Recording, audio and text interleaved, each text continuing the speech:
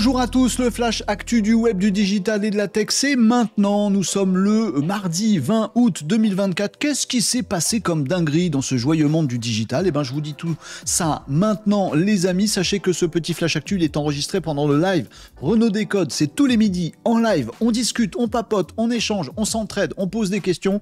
C'est sur Twitch, YouTube et TikTok Live tous les midis. Venez nous rejoindre. Mais pour l'instant, c'est le flash actu, c'est tout de suite, c'est maintenant. Si vous bossez dans le web marketing, si vous bossez dans le référencement naturel, vous êtes forcément roulé en boule dans un coin parce que Google bug. Mais Google bug sa mère. Je sais pas comment vous le dire. Gros bug chez Google. Tout à fait inexpliqué pour l'instant. Qu'est-ce qui se passe? Eh ben, il y a des milliers, des dizaines de milliers, des millions de business dans le monde qui sont liés à la visibilité qu'offre le moteur de recherche Google. Ça s'appelle le référencement naturel ou le SEO. Le talent, les capacités que certains experts ont de faire en sorte que votre site web ou les pages de votre site web soient bien vues dans Google, soient en très bonne position. Comme ça, dès que quelqu'un cherche un truc, bim, il tombe sur vous, vous faites du business, c'est génial. Ça s'appelle le SEO et tous les experts du SEO sont en PLS total depuis le 15 août. Pourquoi? Parce qu'il y a un bug totalement inexpliqué à ce jour du côté de Google dans le moteur de recherche. Il y a des sites qui ont complètement dégringolé des résultats de recherche. Il y en a qui sont même plus visibles. Il y a des sites web qui n'auraient rien à faire dans des résultats de recherche de Google qui se retrouvent en première position.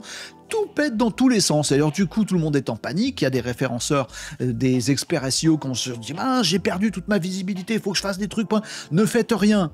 Ne touchez à rien. C'est pas votre site qui bug, c'est pas vos talents d'experts SEO qui sont partis, c'est Google qui bug. Oui, ils nous l'ont dit, c'est John Mueller, c'est le monsieur Search, monsieur recherche, Google moteur de recherche de chez Google qui nous l'annonce. Alors au départ, le 15 août, il a dit ouais, il y a un bug. Alors c'est pas lié à des core updates, à des mises à jour régulières du moteur de recherche Google en lui-même. C'est pas lié à ça. C'est un bug qui est apparu, ils savent pas trop d'où, mais ils ont constaté effectivement chez Google qu'il y avait ce gros bug avec des résultats complètement délirants dans le moteur de recherche. Et John Mueller a dit paniquez pas, laissez-nous 48 heures, on va régler le problème. 48 heures après, toujours le même problème. Et John Mueller, il a dit est-ce que vous pouvez nous laisser 2 jours de plus, s'il vous plaît? En gros, on n'a pas trouvé. Et aujourd'hui, à l'heure où je vous parle, on est le 20 août et ils savent toujours pas. Mais il y a un gros bug, on espère que ça va être résolu. On commence à flipper du côté des experts SEO, à se dire mais peut-être ça va être durable, peut-être j'ai disparu de Google pour toujours, peut-être qu'il faut que je fasse un truc maintenant, est-ce que ça va revenir à la normale? Ils vont pas pouvoir recharger un historique avant le 15 août, parce qu'ils et puis ils identifient même pas le bug chez Google, c'est la galère. Google est en panique en ce moment à cause de ce bug. Ça fait les affaires de Perplexity, le fameux moteur de Trouve. C'est pas un moteur de recherche, Perplexity, c'est un vrai outil concurrent de Google. Si vous le connaissez pas, il faut aller le tester. Et sur Perplexity, vous posez une question, il vous donne des réponses après avoir cherché le web et après avoir cherché des trucs intéressants, il vous apporte la réponse. Là où Google vous dit juste, voilà la liste, l'index de toutes les pages qui parlent d'un sujet. Donc Google a un petit peu des galères en ce moment, on lui rajoute ce bug alors qu'il a un concurrent génial en face de lui. Google est pas bien en ce moment. On espère que ça va revenir à la normale, je vous tiendrai au courant dans Renaud Décode, bien entendu. Pour l'instant, c'est toujours buggé. Vous avez peut-être vu à la téloge pendant les JO, non, pendant les JO, on était focus sur les JO, mais il s'est passé des trucs graves en Angleterre, il y a eu des émeutes, il y a eu des bastons de ouf. Il y a, je vais pas rentrer dans le côté politique de la chose, mais il s'est passé des trucs pas super et il y a plein de casseurs et de casseurs d'abribus et de casseurs de tronches aussi, qui ont sévi dans les rues de l'Angleterre il y a quelques temps.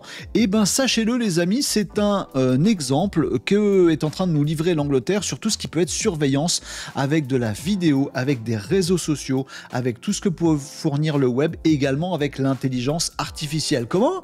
Mais on va pas non plus traquer des gens avec de la vidéo et de l'intelligence artificielle. On n'a pas le droit de faire ça en Europe. C'est l'Angleterre. Et ils sont sortis des règles du jeu qu'on a nous. Ah bon? Alors eux, ils ont le droit. Oui, la police anglaise est en train de faire des ravages dans les rangs des émeutiers avec de l'intelligence artificielle.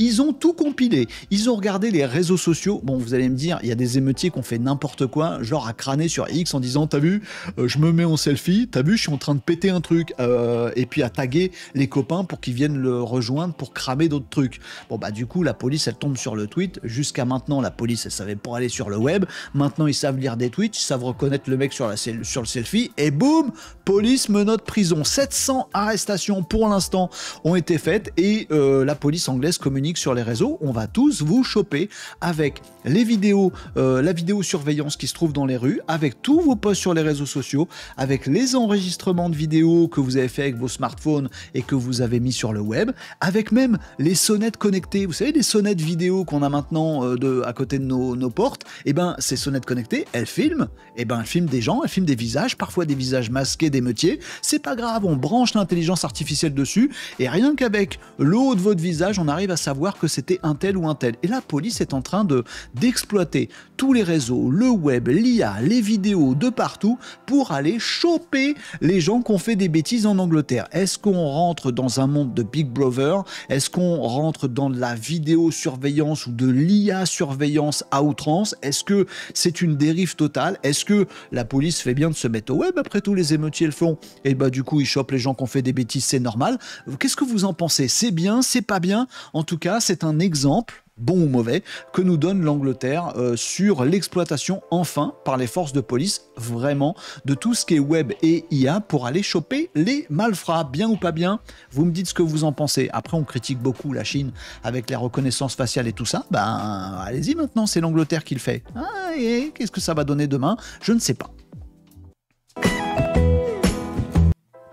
L'Argentine a toujours été un pays précurseur dans le domaine de l'intelligence artificielle. Non, pas du tout. Mais là, ils le sont. Vous connaissez le film Minority Report ? Vous voyez ce truc-là où en fait on sait par avance avec des gens qui ont de l'omniscience, de la préscience, on arrive à savoir que quelqu'un va commettre un crime et on l'arrête avant qu'il commette le crime. C'est un film, c'est de la science-fiction?